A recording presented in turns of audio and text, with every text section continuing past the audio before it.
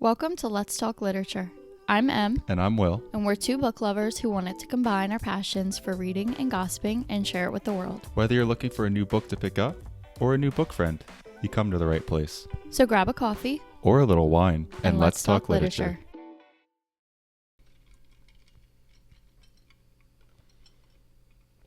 Never gets old. It doesn't. How are you? Never gets old. Oh, I'm just peachy. How are you? I'm good. I'm happy we're recording. We haven't recorded in like a month. I know. Isn't that weird? It's been a while. It's been a while. I missed it. It's been a long... I know. Because you just got back from your trip. Mm-hmm. How was your trip to Arizona? It was fantastic. I loved... Let's backtrack for a second. You were in Japan first. Yeah. How was Japan? It was good.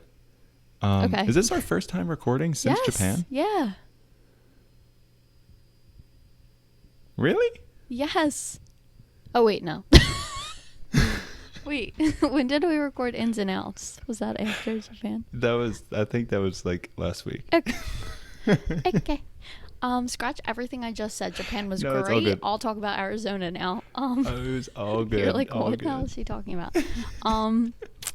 Sorry, I have short-term memory loss. I did go to Arizona. It was fun. I was there for like 4 days, and I've never been there. And you've talked about how awesome it is. It was incredible. It made me think, why are we here? Like, why do I live in New Jersey? Yeah, I know. And it was like a high of like maybe 68 degrees the whole time I was there. Like, it really wasn't like hot, but it felt like R80, if that makes sense. Yeah. Like, I got a tan. I was able to lay by the pool. Like, laying by the pool I saw here. You were going swimming? Yes, like I swam the whole time. Like, laying by the pool in 65 degrees here, you're going to catch a cold. Yeah. But that's nice, though. Your pictures were awesome. Thank you. Thank you. I did a cool hike. I did Echo Trail, which was rated a double black diamond. Oh. So, did you, like, mountain climb? No. We stopped. Oh, okay. And we also went, like, it was just me, Zach's sister and her friend, and Zach's mom, and none of us are like crazy athletic, I guess. So we were like, maybe we shouldn't go all the way to the top, because what happens if we don't want to go down and it's just the four of us, and we're like, what now? Yeah, that's fair. So that's definitely fair. We probably did about half of it, and it was like an hour. It was awesome. I loved it. I love that. Yeah, so the whole trip was super fun. I read Frida McFadden's new book, The Crash, while I was there, which I'll talk about in our next episode. It was very typical of Frida McFadden, but it was good. The flight home was not good. I almost became a number.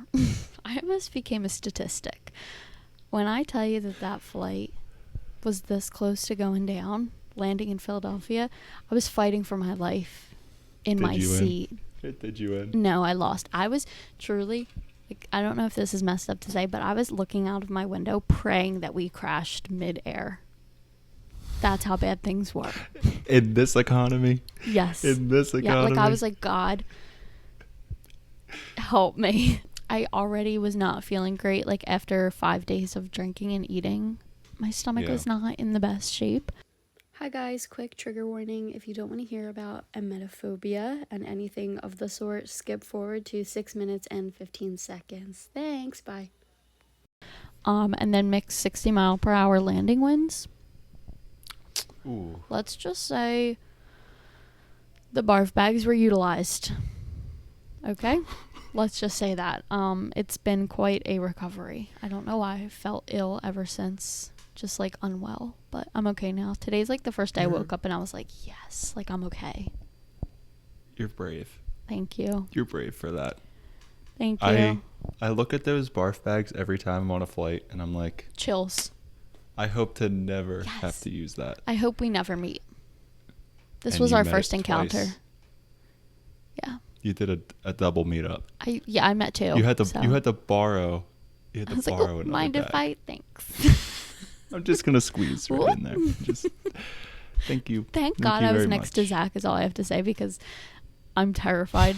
Trigger warning for emetophobia. I'm terrified of throwing up. Like, I've only thrown up like maybe 4 times in my life. Like, it's my biggest fear. Like, oh wow. Yeah, like I'm terrified of it.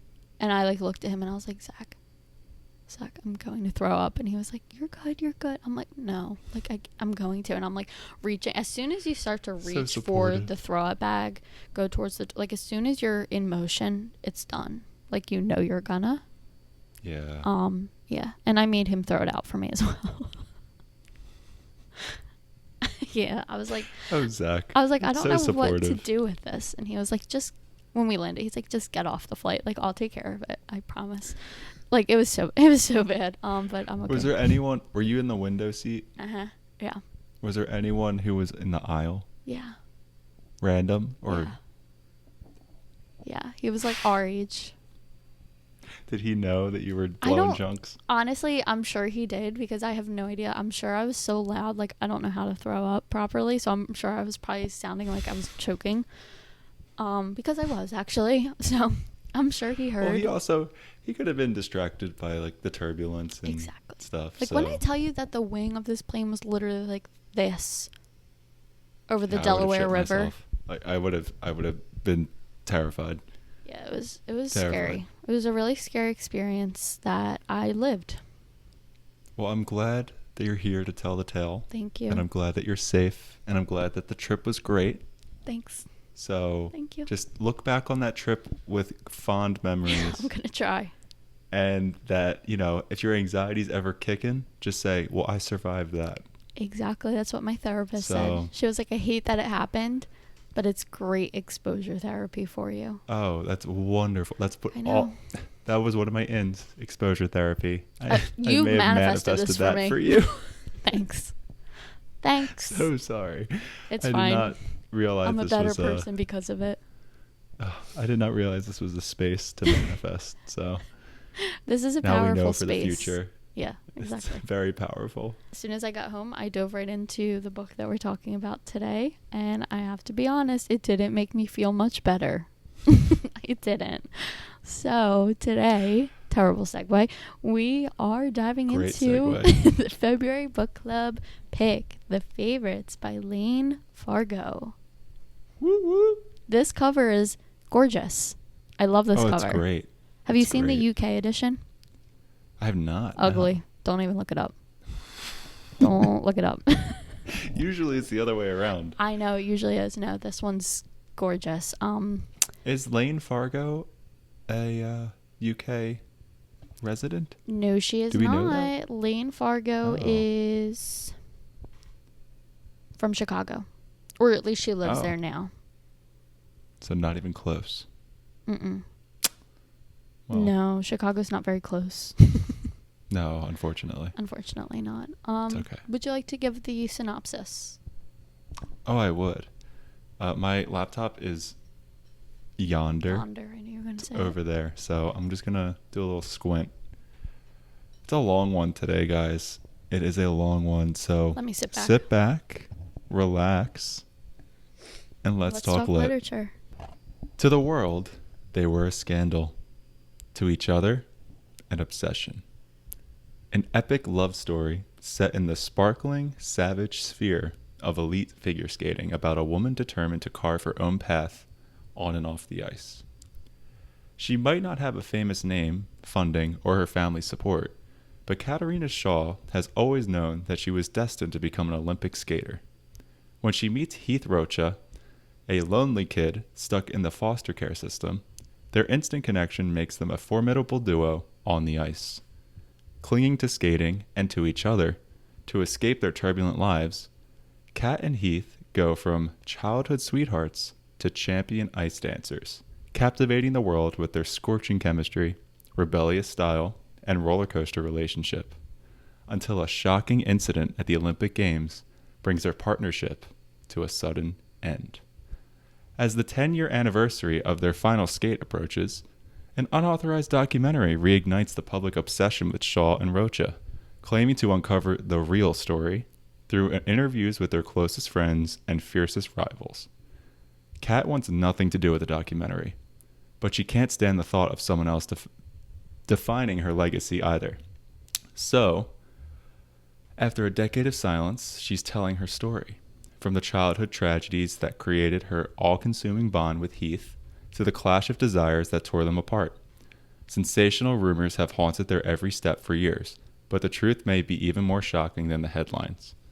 Inspired by the love and hate that fuel Emily Bronte's classic Wuthering Heights, The Favorites is an exhilarating dance between passion, ambition, and what it truly means to win. Beautiful. Whew, I gotta catch my breath. All right, I'll take over with a little background on our author.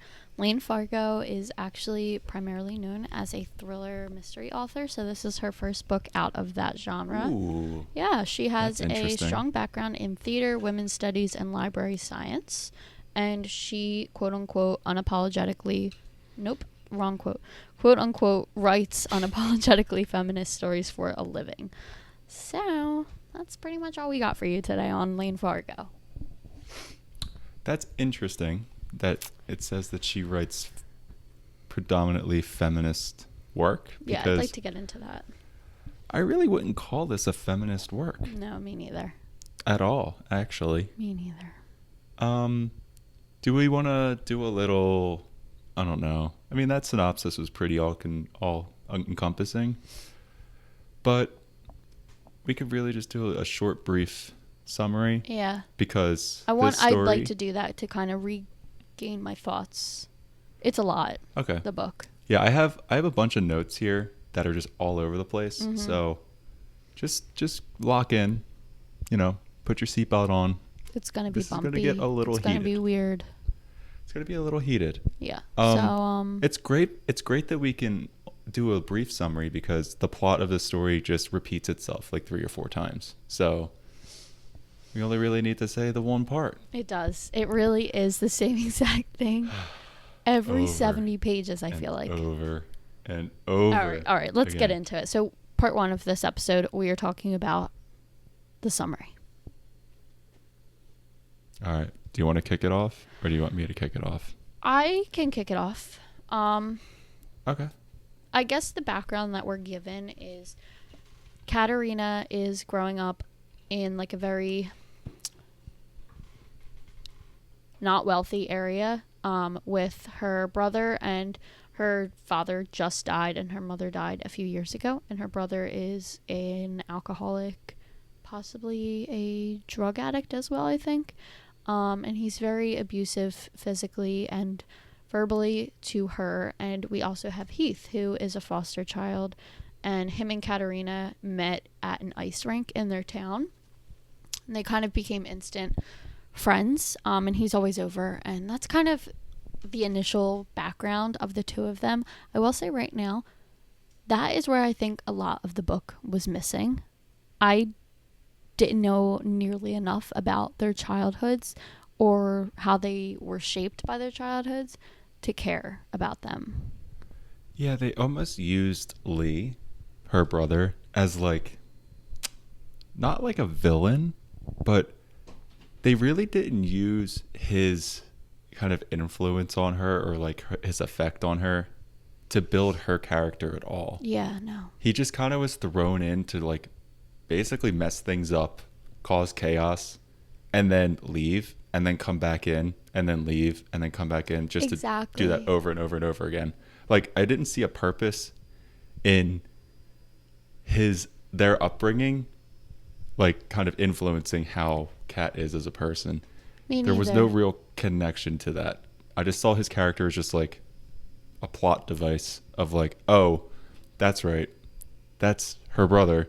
He is now going to do a tell-all with the media about Kat in this way, and he's going to screw her over this way. But like, there was no real depth to it. It was just kind of all like, whatever. Yeah. I don't know. That's how I felt with it. I agree too. You never see her like, unless something happens with him, you never see her like look back on their relationship, Yeah. And I don't even see him as like her brother. He's just like a random person. Yeah. If that makes agreed. sense. So moving on from that, the two, Heath and Katerina, get into ice skating, and it's Katerina's dream to be an Olympic medalist in ice dancing. And Heath is a hockey player at the beginning, I believe, and he watches her skate and the two of them just start to practice together, I guess.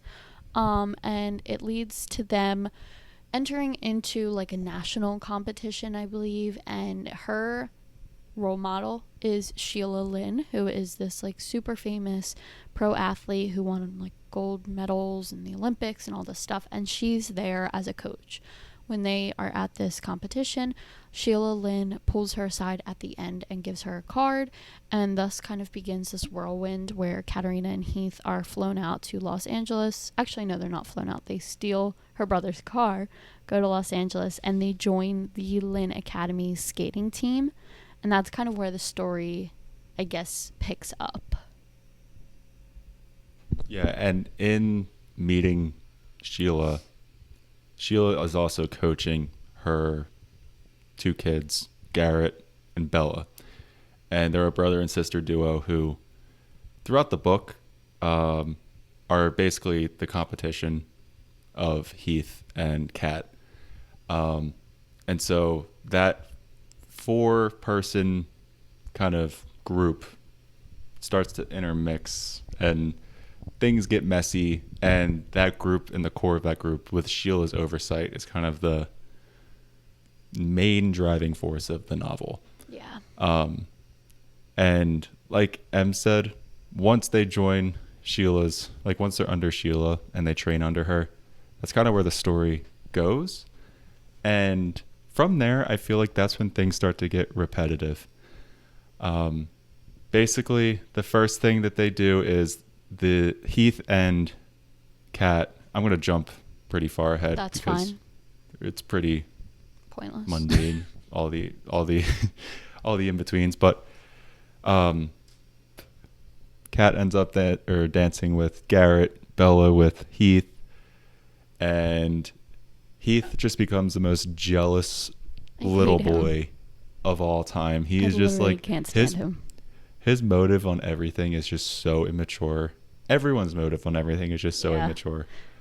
I think the only person that shows maturity at all is Garrett. And also, Garrett is really the only character in this entire book that has any type of growth. Agreed.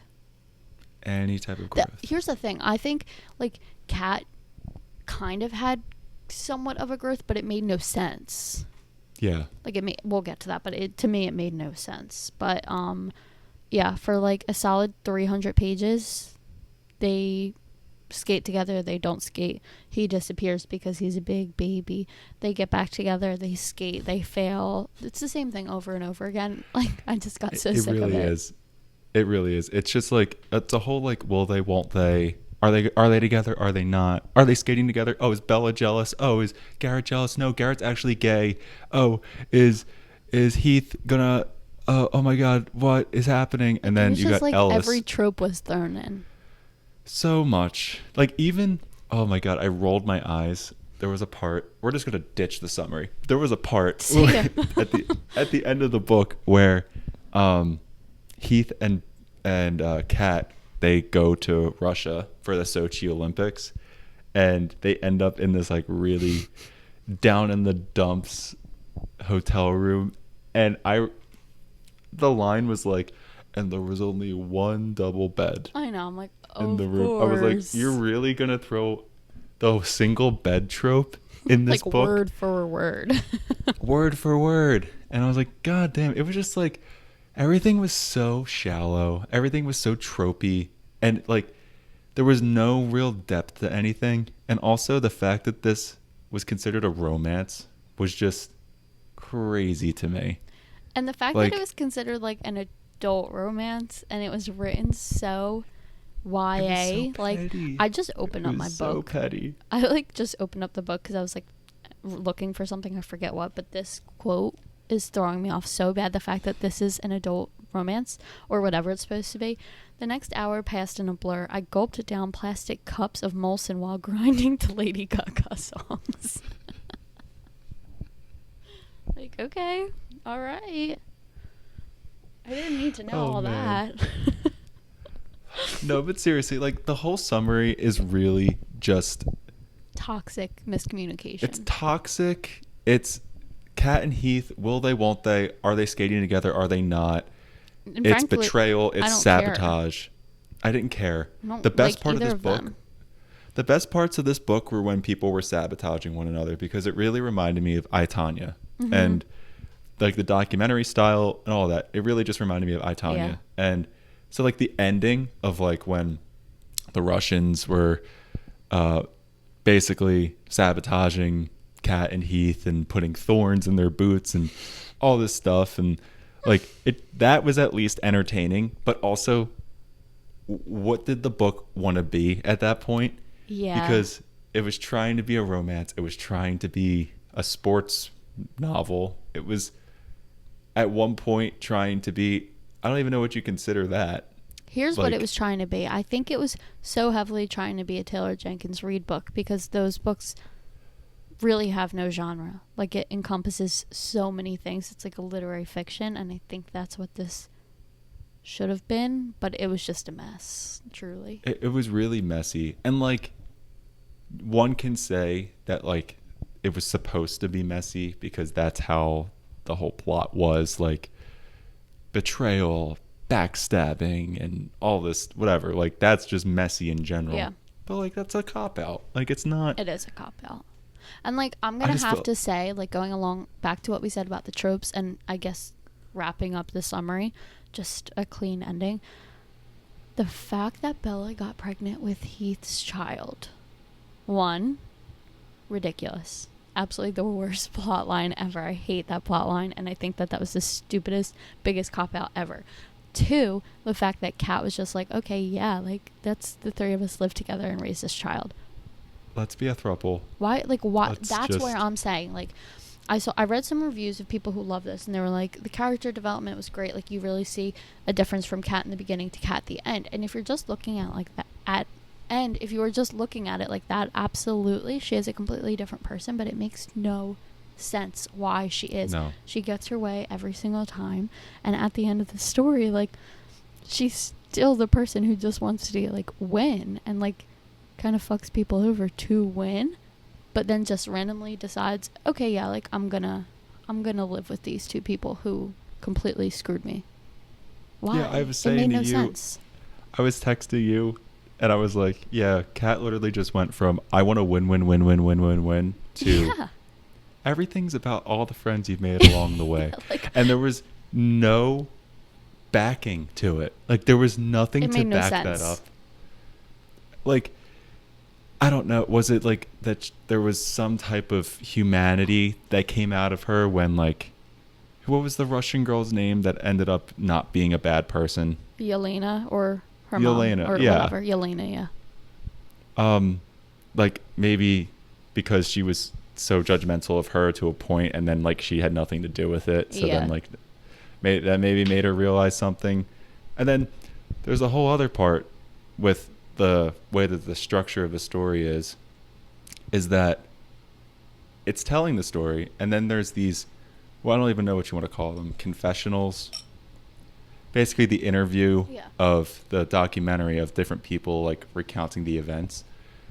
And there are certain characters that are really only present in those interviews that played a crucial role in the climax of the story, when like they were Francesca. barely in the story altogether. And I'm talking about Francesca. Yeah. Like, what what the is hell? the deal?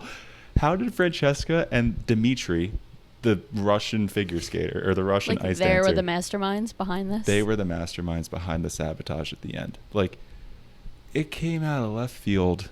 There Like, was it didn't- when we find out who the saboteur is at the end of a book, I want to be pissed. Like, I want to be like, oh my god, how could they do that? I didn't care. I'm like, oh, okay, it was Francesca and Dmitri. Like, because we okay. didn't know who they were. Who we again? didn't even know who they were. One more time, who It is was- Dmitri? I don't just know. Like, I think I also said to M too, maybe like a third of the way through the book, maybe half, I was like, I feel like this needed a couple more rewrites. Yes. Like, it was so there unfocused. So unfocused. I felt like it was overlong. It could have been 100 pages shorter. Like, those confessional interviews, like, they would happen, and then what was said during them would then happen again in the story. So you're just rereading something that you already were told, or it's the other way around where you experience something reading the book and then there's a recap from the interviews. Yeah.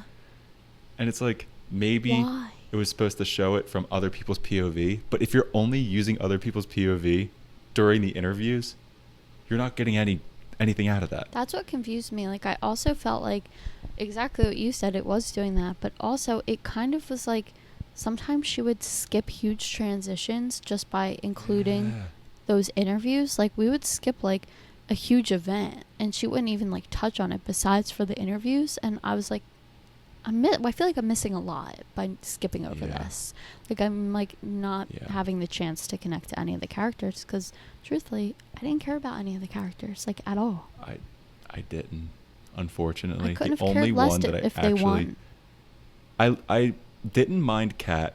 Kat was fine, but for as much time as we spent with her and for the amount of the story that was from her POV, I wanted to know more about her.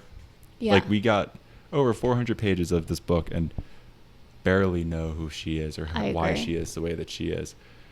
You got more growth from Garrett, who basically started out as like a child prodigy in ice dancing, had so much pressure on him from his mom, from the public, from his sister, then goes and dances with Kat and basically jumps ahead in time, and for Kat outs him to a bunch of people, which is just a crazy scene that just brushed over. Like, we didn't need but okay.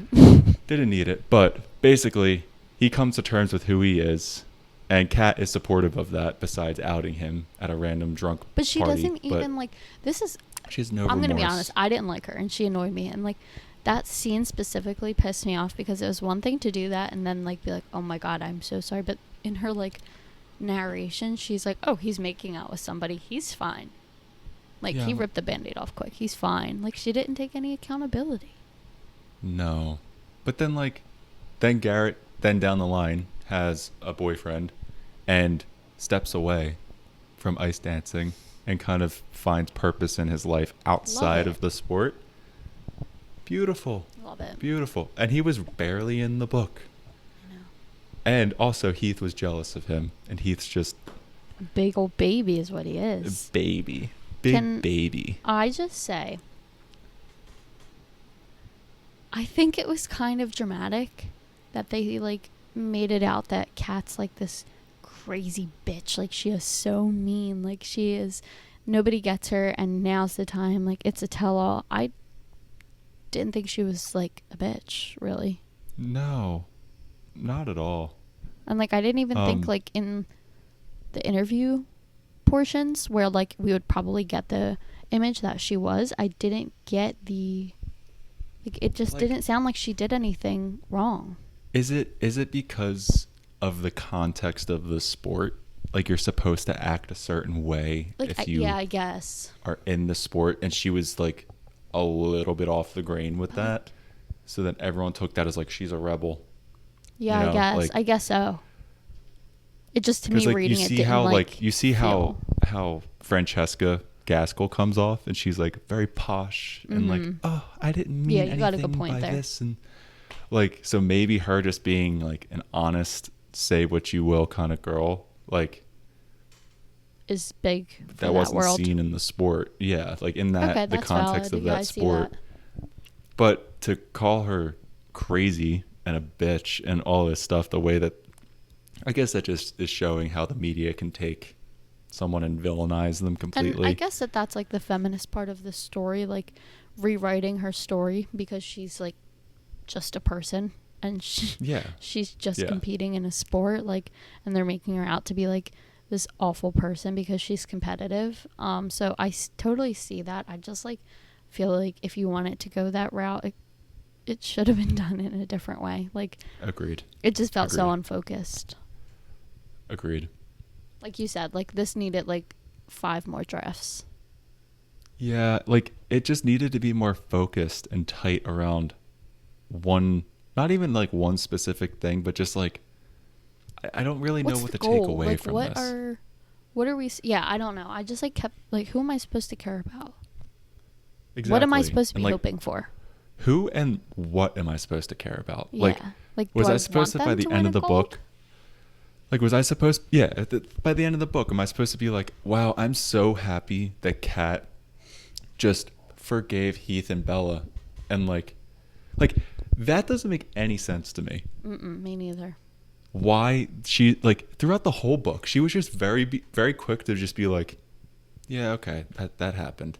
Like, yes, that's the thing. Like, it just like was so brushed over, and like she skipped over those transition periods in between the big events with those interviews, and I'm like, that is the time where you learn a character, like the aftermath, like how they react, and we skip it every time. Like, what kind of pull does Heath have?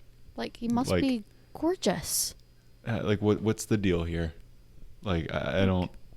I'm not getting it. I'm not following. Do you have anything you like about the book that you want to share? Let me see. I have a bunch of notes here. That once I started writing it, I was kind of getting into rage. Like, yeah. I wrote on here. Wait, where is it? I said there is zero character development, like, at all. No one grew except maybe Garrett. No one felt real. They all felt like caricatures of the worst people on the planet. Exactly. Like they were just all the worst just to be the worst. Yeah, like it was just like no reason. It was so bad, and like I desperately wanted to like this, and I really did like it probably for the first half. Like, I was like entertained and enjoying it, but after that I was just like pissed. Like, I was just so angry. I have a few more thoughts that we can get into. They're kind of more rapid fire. I just don't. I could sit here and just. I love a good gossip and I love a good rage. Yeah. But there comes a time where you have to know your limit. Step away. But here, let's go down my list. I have this is a romance. This gave nothing of the sort.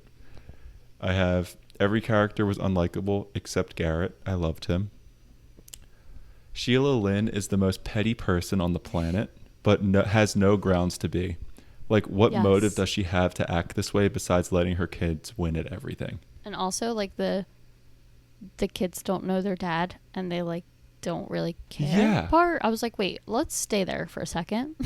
Yeah, what was the quote? It was like Sheila doesn't know who is the father of her kids, but she knows how many medals his scores, how many medals he won. Okay, sure, she does. Like, she knows who it is. Okay. Like, that's so dramatic. She knows.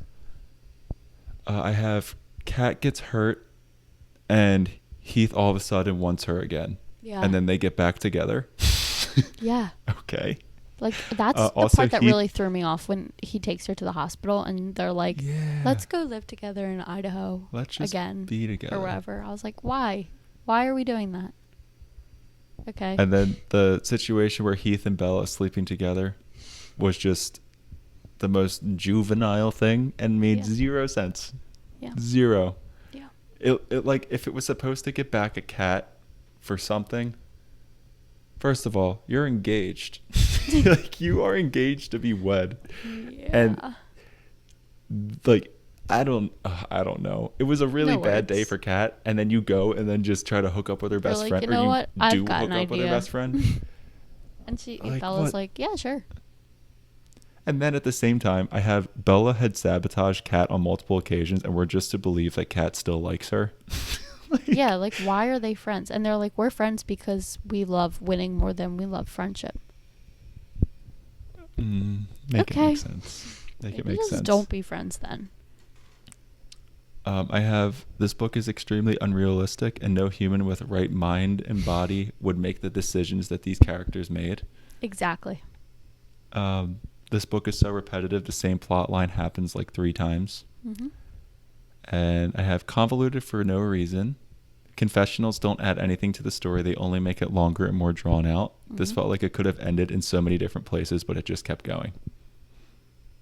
Like, honestly, I got to like after each major like event, I was like, that could be the end of the book. How do we still have 300 pages? Yeah, and then it would just happen again and again and again. It did. And then I just said completely overlong, could have been 100 pages shorter. I couldn't agree more. So those are my rapid fire thoughts. I have some as well, but I also screenshotted a review that I found on Fable about it, and I want to read it. All right, this review is coming from Rafaela Santos on Fable. They said, my biggest disappointment with the favorites is the construction and development of not only the characters, but also the relationships between them. Fargo had everything anyone could ever ask for, a super interesting model of a documentary about ice figure skaters and a bunch of characters with very well-designed focuses and roles. However, she ended up blowing it all up by putting too much stuff in the book and not deciding to develop any of them. In the end, for me, everything seems to have not had the effect she expected, which I couldn't have said it better. Like, that perfectly encapsulates what we just said. Exactly. Like she had the blueprint right there. This could have been Taylor Jenkins Reid level. Like, this is something that Taylor Jenkins Reid would write. It felt like a mixture of Daisy Jones and Carrie Soto. Like, it could have been so good. Like, if this just stayed along the track of being very I, Tanya-esque, if it focused on the sabotaging between rivals with a little backdrop of romance. Perfect. Amazing. Perfect. But like Raphael just said, too many plot lines, too many directions. Too much. Like too much. There was just too much. Yeah. It was just way too much. On a brighter note, here are the things I did like. Okay. The cover. The cover's gorgeous. The pacing was never slow. So that's good. Like, I never felt like, oh my God, we've been in the same spot forever. It was just the same things kept happening, but it never felt slow to me. Did it feel slow for you? There were lulls at times, but I can see what you're saying. Like, things were always being pushed along. Yeah. So I get that. But that also feeds into there's too much going on. Mm-hmm. Like, exactly. There was never a moment to just sit with something either. No. It was too fast paced. So, like, it's a pro and a con. Like, I was never bored, but I also didn't get enough time to sit with things. Yeah, I got you. I agree. And I also said I really liked the inspiration that she took from great authors like Jane Austen and Taylor Jenkins Reid, because she said they both were heavily influencing this book. And I love both of them, so I think that that's, like, a very cool thing and, like, very ambitious to take two very different writing styles and try to do something with it. So I do respect that. And, like, the plot as a whole is so interesting and it has the great bones of a story. I just don't love the way it was written. It just felt, I think, rushed and too juvenile for me. I agree. Positives are, it was very entertaining during the, like, I loved the sabotaging. Like, I thought that was very well done. I thought that the ending during the Olympic Games and, like, the back and forth of, like, the flowers filled with blood and then the thorns in the boots, like, I thought that was so riveting. Like, I was like, love wow, that. And then when, like, he is like dying on the ice. Yeah, like it was interesting. It was entertaining for sure. It had me for a little bit. But then it just went off the deep end with the ending. But like, it was very entertaining. I loved the premise. I definitely love the premise. I just think that it could have been executed a lot better than what we got. Me too. I'm not going to say that it was a bad book, because I can see people liking it and people obviously do like it. I don't know. It was bad for you. I don't know if I even agree with that. It's hard to even, like, kind of grasp how I feel about it. Do you have a rating or no, not yet? I think I'm sitting at a 2.5. Because the premise is there, the potential was there. It just needed to be cleaned up a lot. Yeah. And again, I'm not going to say it's a bad book, but it is very immature. So it's not a 3. It's just not for me. It's not a 3 because back to our ratings episode, I always give 3s when I think the book was good, but I wouldn't go out of my way to recommend it. But if someone were to come to me and say, should I read this book? I'd be like, yeah, give it a try. I'm not getting down to a 2.5 because I don't even think I would be like, yeah, give it a try. I'd be like, if you want. All right. How about you? I'm at a 2. I just didn't like it. Like, plain and simple. It was entertaining at a lot of the points, but I didn't like it, and I couldn't wait to be done. Like, yeah, I wanted to skim it so bad, but I was like, okay, I can't skim this. I'm reading this. And I did, but I wanted to skim it so bad, and I think that automatically for me has to put it at a 2 because that's valid. like, I just was so happy when I finished it. That's valid. And that's not good. Yeah, no. When you're reading a book and when you close And you're like, it and you're done, you're like, whew. I mean, like, did we have to finish this for the book club? Yes. Would I have finished this if it was outside of the book club? Maybe. we'll never know. No. I was just telling Em before recording that I'm in a bit of a reading slump, and this book did not help. So I think I need something fast-paced, so I might be stepping outside of my TBR for the month, because if I don't, I will not have a very big wrap-up for the end of this month. You're looking at the TBR right now. This is the wrap-up. Surprise. So this is it. Wish me luck in the next week, Yeah. because we have to record this next week. And You got this. I'll have a book done. Audiobook it. I feel like after talking about this book, I feel bad. And I think like the author's never going to see this, but like I'm like, I hope she never watches this. Like, I'm going to clip this and insert it at the beginning. If you are the author or a loved one of the author, don't listen to this because we didn't like the book, and we want to respect you. Okay, we respect. And you. like I wholeheartedly respect you. Layne Fargo. I wholeheartedly respect her. This wasn't for me. It wasn't for at me. all. It's not a personal dig. We just didn't like the book. And look, if me and you end up writing a book in the future, people aren't going to like it. Gonna like it. Not everyone's going to like exactly. it. So that if everyone liked what you put out, everything would be the same. Yeah. Exactly. So there has to be some balance. Yeah, I just feel bad for Layne. No, Layne, like, if you're listening, we love you, girl. We love you so much. Try again. Love you. Try again. All right. I think that wraps up our review for The Favorite by Layne Fargo. I hope you guys enjoyed this review. And if you have any thoughts, comments, feedback, let us know in the comments what you thought. And we'd love to hear from you and read anything that you guys put out. So be sure to connect with us on Spotify here or on Instagram, YouTube, because we are posting on YouTube now. So be sure to check us out over there. And also on TikTok. And make sure you're following us on those platforms, because we're going to be putting out another poll for March's book club very soon. So be sure to be on top of that. And join us on Fable so you can join us for the next book club. Perfect. And that wraps it up for me. Cool. All right. Thank you guys for watching, and we will see you next week for hopefully a February wrap up. Guys, please, fingers crossed for me. Perfect. All right. Okay. See you guys then. Bye.